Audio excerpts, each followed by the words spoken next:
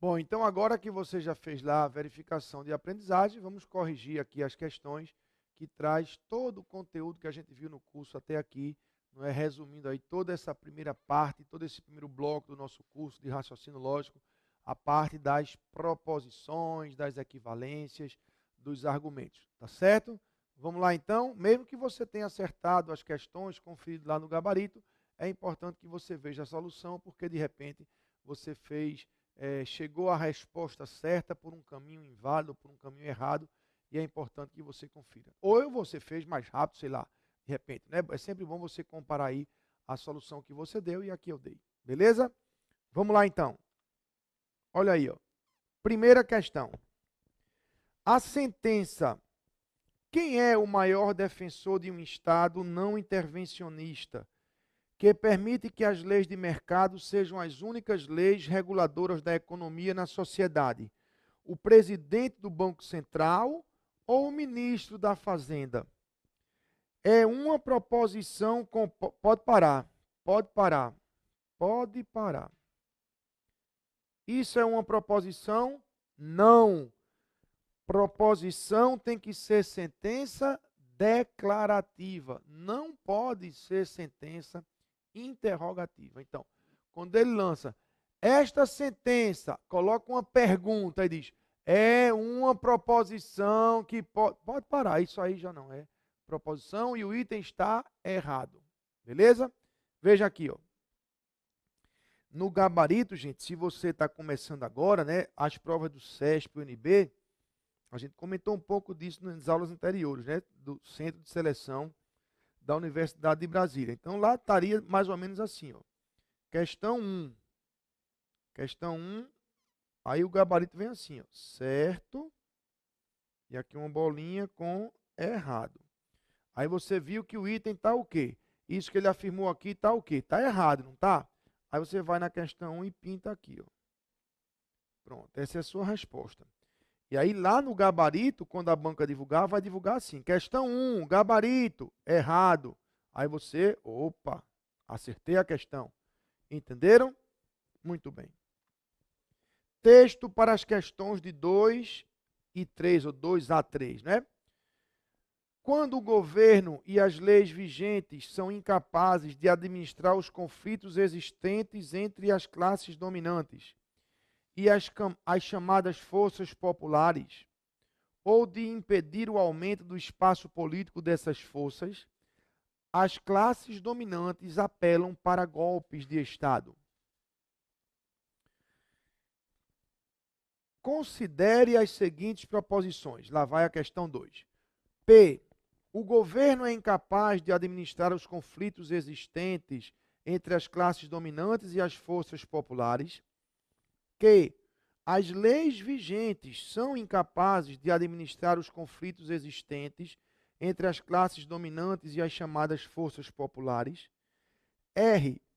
O governo é incapaz de impedir o aumento do espaço político das forças populares. S. As leis vigentes são incapazes de impedir o aumento do espaço político das forças populares. E T. As classes dominantes apelam para golpes de Estado. Considerando-se que, a partir das proposições dadas, P, Q, R, S e T, seja possível construir novas proposições mediante o uso dos símbolos lógicos que significam e, ou e se então, é correto concluir que a proposição apresentada no texto acima pode ser representada simbolicamente por... E aqui estão as opções. Ok? Então vamos voltar ao texto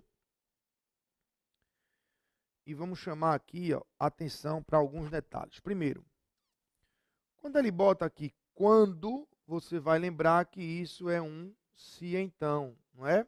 Quando a gente estudou os conectivos, eu disse que o condicional, o se então, tem outras maneiras, né? Outras formas de você representá-lo. E uma delas é o quando, não é? Se chove, molha o chão, ou quando chove, molha o chão. Então isso é um se então.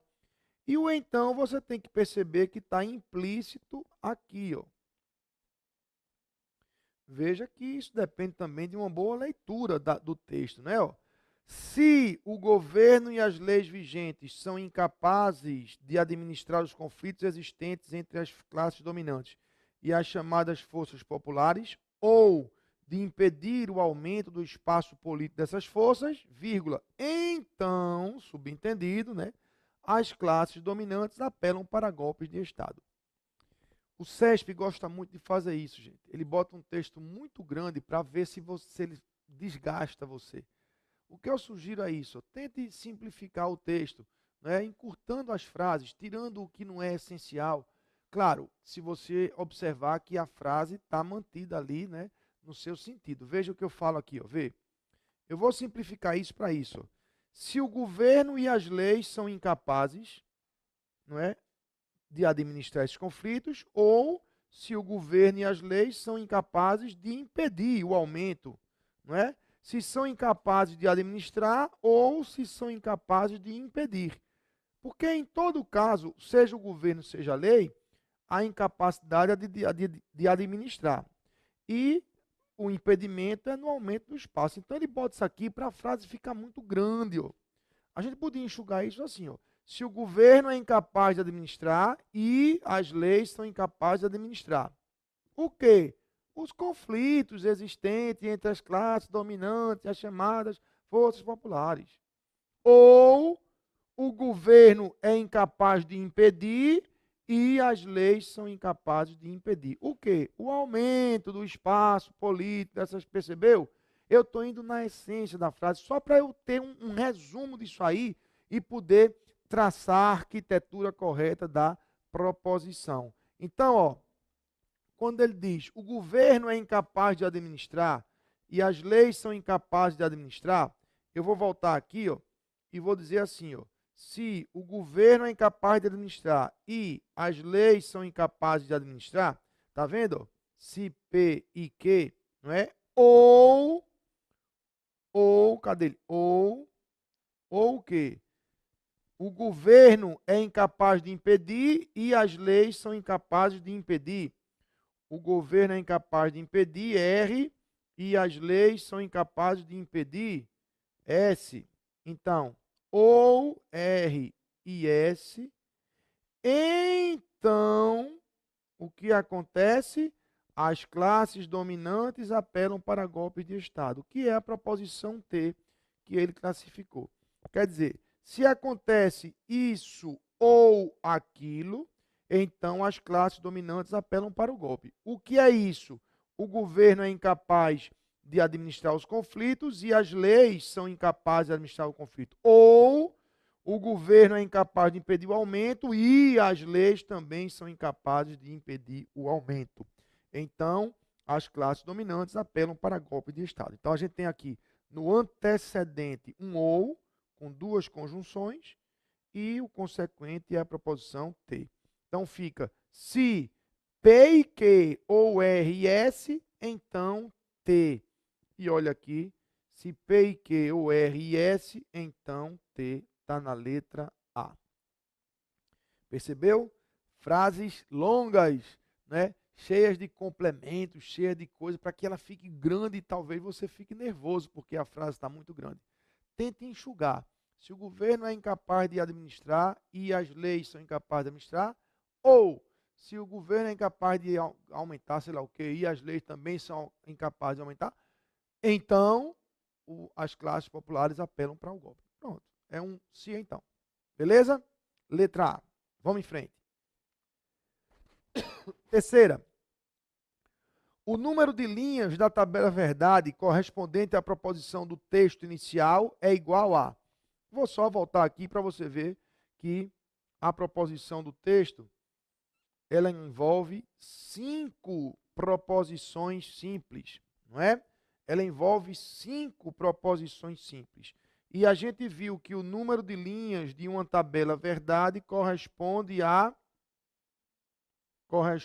2 elevado a n, onde n é justamente esse número de proposições simples envolvidas. Então, para essa proposição correspondente ao texto, teríamos 2 à quinta linhas, que é igual a 32 linhas. Letra B de bola.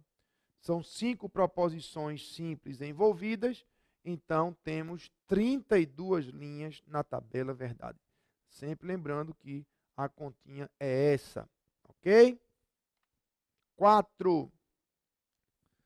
A proposição: não é preciso cortar seu cabelo, pois ele está curto, pode ser corretamente representada por se P, então que.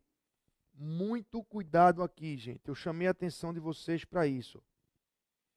Quando a gente coloca um pois na ideia do condicional, o que está no pois é o que está no se. Veja que primeiro você fala a consequência ou consequente, para só depois você falar o antecedente. Então, quando a gente diz, não é preciso cortar seu cabelo, pois ele está curto, isso é o mesmo que, se seu cabelo está curto, não é? Se seu cabelo está curto, ó, se ele está curto, então não é preciso cortá-lo, ok? Veja que quando você está no se, então, a gente fala primeiro o antecedente e depois a gente fala o consequente, não é? A gente fala se causa, então consequência, não é? Se chover, o chão fica molhado. Mas quando eu opto por usar a partícula pois, eu tenho que deslocar os termos e falar primeiro a consequência para depois dizer a causa. Por exemplo, o chão está molhado, pois choveu. Ou seja, se choveu, então o chão está molhado. Ok? Então a tradução é essa aqui. Vamos lá. Então a frase é essa aqui, colocada, né, na forma tradicional de um se, então. Ele está dizendo que ela pode ser corretamente representada por se P, então o quê? Pode. Se eu chamar esse antecedente de P e esse consequente de Q. O item está certo. Esse é o gabarito da questão 4. Item certo. Agora, tome cuidado com isso. Muita gente pensa assim, ó, ei Jairo, mas ele disse se seu cabelo está curto, não é preciso cortá-lo. Então, não deveria ser assim? Deveria não. Poderia. Poderia ser assim, como também poderia ser assim. Gente, lembrem-se que uma proposição lógica, ela pode ser concebida na forma afirmativa ou na forma negativa. Se eu chamo isso tudo, veja bem, ó. Se eu chamo isso tudo, bora, papai, isso tudo, de que o não já está fazendo parte da concepção da minha proposição. Eu já estou concebendo a proposição na negativa. Percebe? Agora, se eu chamasse, veja a diferença, viu? Veja a diferença. Se eu chamasse, ó,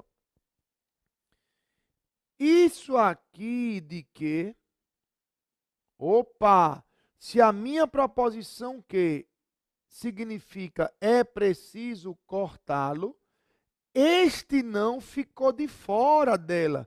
Tinha que aparecer aqui. É ou não é? Mas se dentro desta proposição que já tem o não, já está traduzida assim corretamente. Entenderam? Então, cuidado com isso, ó, vê. Se eu falo assim, ó, não bebo e não fumo. Veja, aqui tem uma proposição, aqui tem outra conectada pelo i. Se eu quiser, eu chamo isso de P chamo isso de Q. E digo que essa tradução é P e Q. Percebeu?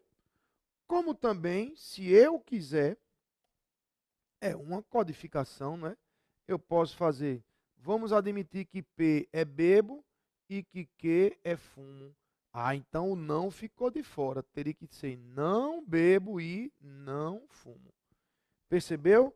Então, qual é a moral da história aí? O não que aparece no texto, na proposição, ele não é obrigado a estar explícito no símbolo, porque pode ser que ele esteja fazendo parte da concepção da própria proposição. Entenderam? Cuidado que o Sérgio vem pegando muita gente com isso aí.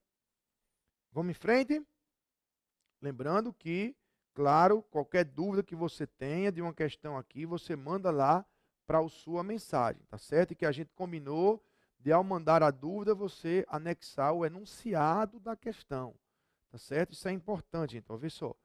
Evitem botar assim, ó, Jair, eu tive dúvida na terceira verificação da aprendizagem, questão 4. Às vezes, de onde eu estou respondendo, não tenho acesso ao material, entenderam? Veja a diferença. Jair, eu tive dúvida nessa questão aqui que tu fez na verificação. Pá, aí você bota o enunciado ali. De onde eu tiver, eu estou vendo o enunciado que você mandou. Aí eu já respondo para vocês.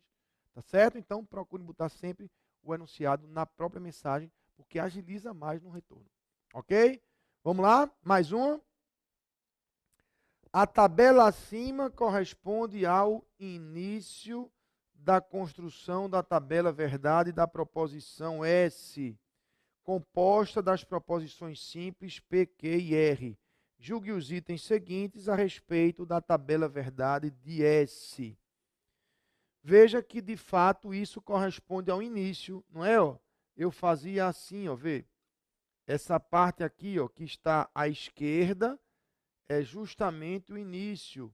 É a fase de atribuição de valores. Tá lembrado? Onde a gente organiza os valores para depois pegar uma proposição composta aqui S, certamente que ela é recomposta por P, Q e R, né? E aí a gente operar de acordo com os operadores, cada hipótese dessa, colocando aqui os seus resultados, não é? E como é que a gente aprendeu a fazer isso? Primeiro a gente aprendeu a dimensionar, ó. Se a composição S vai se valer de 3 termos simples, façamos então o dimensionamento como 2 ao cubo, que dá 8 linhas. Pode conferir aqui que existem 8 linhas, não é? E na hora de organizar, na hora de iniciar essa construção, o que é que a gente combinou? Na primeira coluna, das 8 linhas, divida ao meio e bote blocos de 4. Descarregue de 4 em 4. 4V, 4Fs. Ok?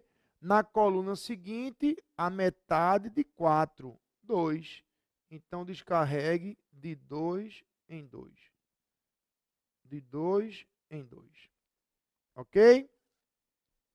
Na próxima, metade 2, 1. Então, aqui, ó, de 1 em 1. Beleza? Mais uma oportunidade de você revisar aí como é que a gente inicia a construção da tabela verdade. Agora, ele vai dizer que proposição é essa, e dependendo dos operadores que ele trouxer, eu vou operar cada valor aqui para a gente construir aqui o resultado. Vamos ver? Se S for igual a P e Q ou P e R, então a última coluna da tabela verdade de S conterá de cima para baixo e na ordem em que aparecem os seguintes elementos. Ou seja, se a proposição S for essa aqui, ó, ele está dizendo que no final das contas, lá naquela coluna de S, o resultado de cima para baixo vai ser esse. E é isso que a gente vai conferir, tá certo? P e Q ou P e R. Aí eu vou voltar aqui. Eu acho que não. Não, está aqui a tabela, pronto. Vamos lá. Eu vou fazer assim primeiro. Eu vou precisar construir inicialmente P e Q, não é? Eu vou ter que fazer essa parte. Vou fazer aqui. E eu vou ter que fazer também P e R. Não é? Que é esse pedaço aqui. Aí, só depois é que a gente vai ter aqui a proposição S, que é essa de cá, P e Q, ou essa de cá, ou P e R. Entenderam como é a brincadeira? A gente vai, ó, construir isso aqui nessa coluna, depois vai construir isso nessa coluna e depois vai unir as duas, vai conectar as duas pelo OU. Tá certo? Então, ó, tá aqui. Vamos fazer isso aí e vamos ver se no final das contas isso vai dar conforme ele falou. Ok? A mão não está lá muito certa, mas não tem problema. Não é? Vamos ajeitar aqui. Pronto. Então, concentre-se aqui nesta coluna P e Q. E para julgar e para valorar P e Q, você vai ter que estar olhando para P e para Q. Como se aqui tivesse um I entre essas duas colunas, percebe? Então vamos lá. Como é que você aprendeu o I? Todas têm que ser V para o resultado da V, não é isso? Então olha aqui, onde é que você tem as duas V? Na linha 1 e na linha 2. Na linha 1 e na linha 2. E nunca mais, veja, você tem as duas V, tá vendo? Então só dá verdadeiro aqui, que é V e V, e aqui, que é V e V. Nas outras todas, o resultado é falso. Beleza? Muito bem. Agora esqueça essas duas, porque agora você vai concentrar aqui, ó, P e R. Para isso tem que olhar para essa e essa. Esquece essa agora. Agora é P e R. Como o conectivo é o mesmo, o sentido lógico, obviamente, que é o mesmo também, não é? Quando todas forem V, é que o resultado será V. Então, temos todas V na linha 1 e na linha 3. Na linha 1 e na linha 3. Então, aqui vai dar V e aqui também, porque é V e aqui é V e V. Nas outras, ó, V e F, F e V, tem sempre um F, tá vendo? Então, nas outras todas, isso dá falso. Beleza? Muito bem. Então, agora a gente vai conectar as duas pelo OU. Então, esquece isso. E a gente vai pegar, ó, essa aqui e essa aqui. E vai imaginar um OU aqui entre elas, né? Para botar o valor aqui. Tá certo? Aí, resgate aí. Como é o sentido do OU? Você estudou lá nos operadores, né? Isso. Basta uma V que o resultado vai dar V. Né? Então, onde tiver V, pelo menos um, o resultado dá V. Né? Então, aqui tem V, aqui tem V, aqui tem V e aqui não tem. Né? Então, aqui dá falso. Então, veja, o resultado ficou de cima a baixo. V na primeira, bateu? Bateu. V na segunda, bateu? Não. V na terceira, bateu? Bateu. F na quarta, não bateu. E daí para baixo é F, também não bateu aqui. Tá vendo? Quanto erro? Então, esse item está errado. A última coluna não apresenta esses elementos nessa ordem. Apresenta esses aqui, ó. Percebeu? Então, é uma maneira que o CESP encontra de cobrar o preenchimento das tabelas, não é? É até uma coisa ruim de você bolar, né, numa prova de gabarito, como é que eu vou pedir para o cara construir uma tabela? Né? Ele bota o início, diz qual é a composição que ele quer e ele afirma como item. No final, o resultado vai ficar assim. Aí você tem que fazer a tabela para comparar o resultado. o mínimo erro você já para e está errado. Veja aqui na tela, ó, vê. Quando eu comecei aqui, ó, V dá V, né? Aqui, V ou F dá V. Podia parar, porque já estava errado aqui, ó. Podia parar. O mínimo erro, o primeiro errinho que você pegar, já está errado o item. Ok? Então, item errado. Questão 5, item errado. 6. Uma das regras elaboradas pela Associação dos Bancos de um país define que, se o vencimento de uma conta não cair em um dia útil, então ele deverá automaticamente ser transferido para o próximo dia útil. Para que essa regra não tenha sido cumprida, olha aqui, ó. Para que a regra não tenha sido cumprida, basta que ele está negando essa ideia. É ou não é? Ele está negando isso aí. E qual é a ideia? Se o vencimento não cair num dia útil, então ele deverá ser transferido. É isso aqui que não foi cumprido.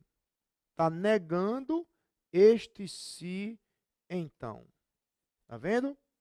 O que é que significa isso? Em outras palavras, olha aí, proposição equivalente, não é?